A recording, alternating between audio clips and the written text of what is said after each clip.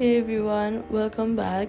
Is FC Mobile showing a network error, or please check your connection message even though your Wi-Fi is clearly working?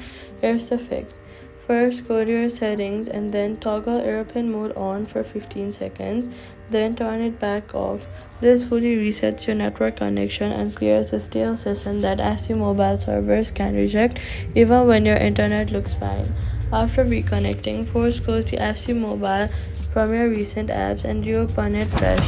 If the error continues, then go to Wi-Fi and tap on the eye letter next to your network, then tap forget this network, then reconnect it by tapping the network again and re-entering your password. This clears a broken connection profile.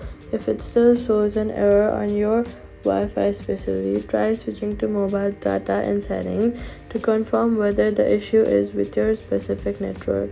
Also, in the settings, go back, go to general, go all the way down in general and go to VPN and device management and make sure no VPN is active, since VPNs frequently trigger false connection errors in EA's game servers.